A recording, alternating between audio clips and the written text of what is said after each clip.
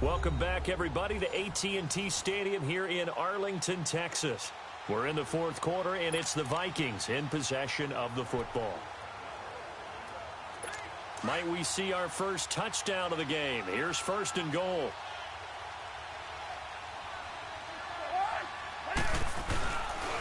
On the carry, it's Cook.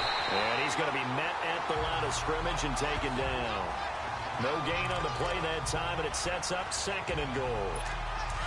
Early down stuff to put this offense in a precarious position. We know that securing the point of attack, especially against the big-bodied guys in the middle of this D, has got to be priority one. He'll get it up the middle, and a nice move will yield nothing as he's stopped behind the line. He'll wind up losing 3, and now it's third down. On goal-to-goal runs, when you create lost yardage plays, the only way that happens is either called pressure or what I like to call straight-ahead pursuit. A great read, and they get to the backfield and make the play. And that was a big chunk of yardage lost. Here's Cousins. That's complete right around the 8. And a pretty little juke move there on a nice gain. That pass play good for 7, but it still brings up a fourth and goal. Completed pass brings up a fourth down situation.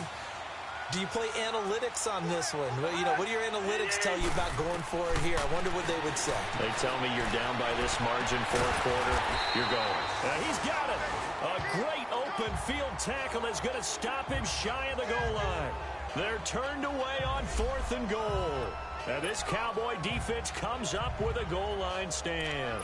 Everyone gears up for third down, talks about the importance of it. But fourth down, that's truly the moment of truth play, isn't it? Everything's dialed up a little bit more. And, you know, it's such a momentum play, isn't it? Absolutely, because it can flip either way depending on who converts on fourth down. Over the middle, the connection to Hearns. And they'll mark him down right around the 9, just shy of the 10. Able to get 7 on that first down pass play. Second and 3.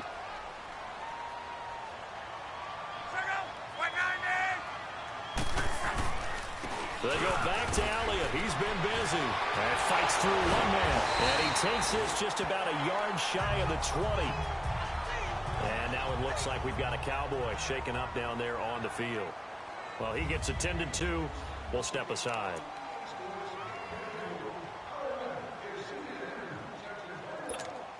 So signs of life in what's been a dormant offense in this second half. Here's first and 10.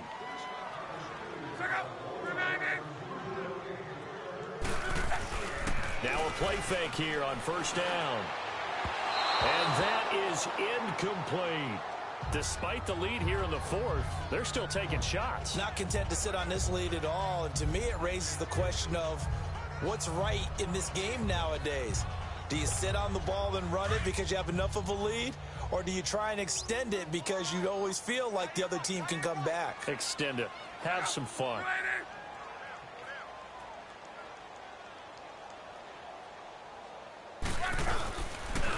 Again to Elliott. And maybe a measure of revenge there. He's had his way in this one, but this time they get him behind the line. Call it a loss of 2 on the play. And that's going to lead to a 3rd and 12. Brandon, it's clearly a running situation when you're up in the fourth quarter. They're going to have to stack the box and make it difficult for them to move the ball. Made it very difficult right there. Now they need to repeat that effort. Yeah, bring 7, 8, 9, whatever it's going to take to slow him down. And this time he's going backwards. So after the no gain on the last attempt, here they get him behind the line. Yeah, let me puff out my chest a little bit, even though I'm not rooting for either team. That was a really nice defensive play. It's awfully fun to watch, even in an offensive game. He gets this one away, and boy, it's another boomer. Taken from just outside the 30. It'll be a 51-yard punt that time. And the Vikings will take over here first and 10. Cousins and the Vikings with a first and 10 at the 40.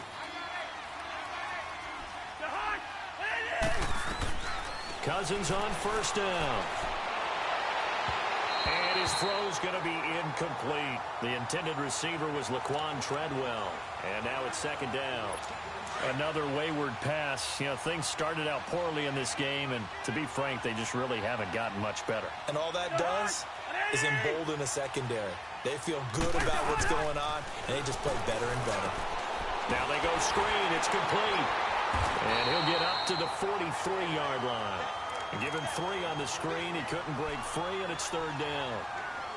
You got the big lead defensively. Willing to give him that underneath stuff, right? And this is why you work on your tackling. Tackle him after the catch, inbounds, keep the clock running.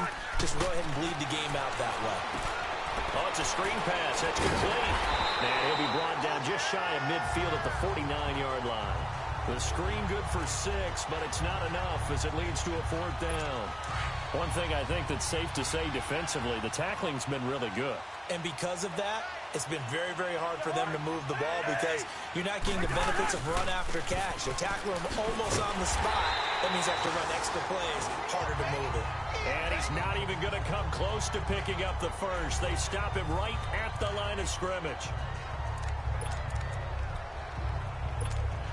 The 4th down run successful. Now they look to pay it off on 1st down.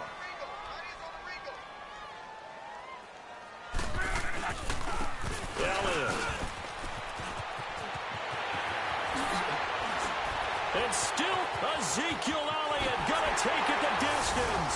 Touchdown, Cowboys. Ezekiel Elliott, his 2nd touchdown of the afternoon. And the Cowboys will extend their lead. And he certainly played a pivotal role with those 2 TDs and why they're up on the scoreboard right now. Well, someone's all about winning, aren't they? Because he's not worried about the number. Sure, it's great to have 2 touchdowns. But the bottom line is what he's doing is contributing to their lead. He wants to continue to do so. Point after, right down the middle. And they open the lead up now to 25. The kickoff team on the field now as they will send this one away. That's fielded in the end zone.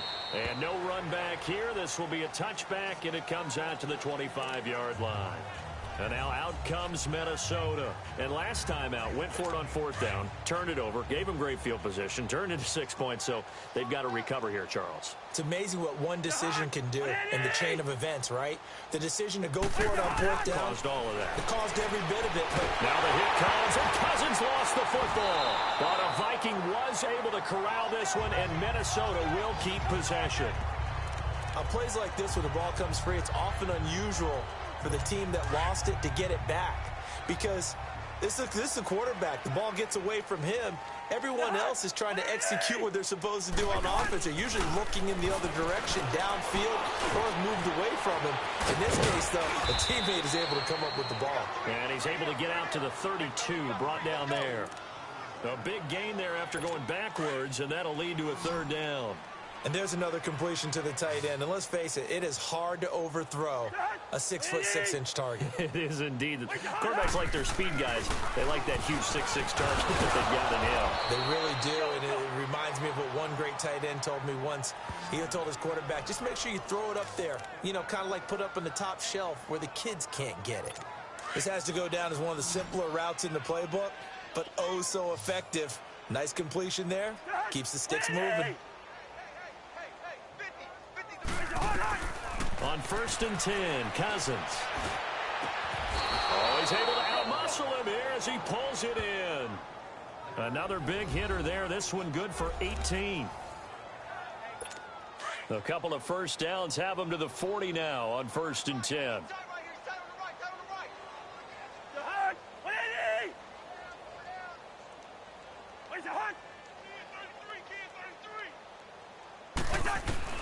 A 1st down throw for Cousins. He'll find Thielen work in the middle.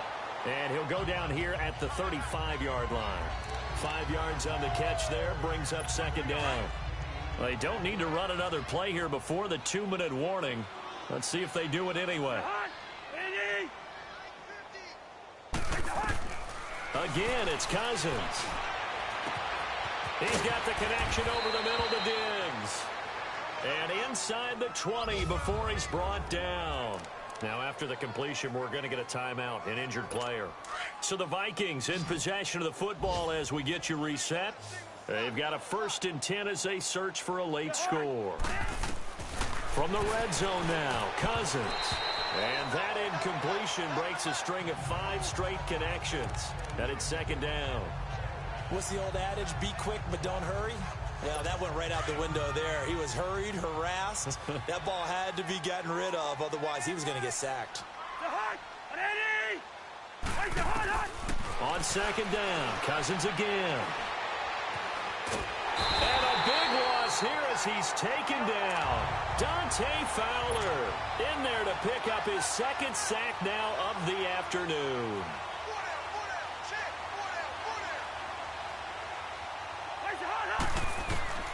Third and long for Cousins.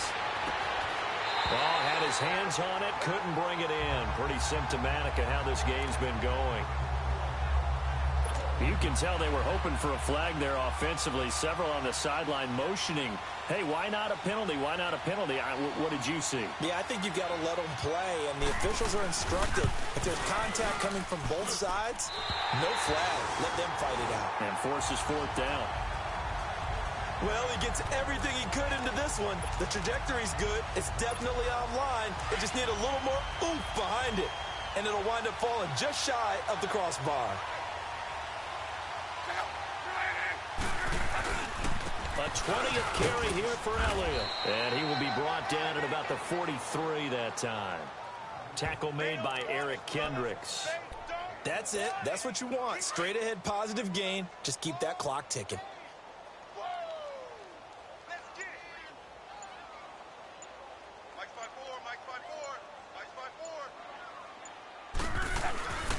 They go to Elliott again.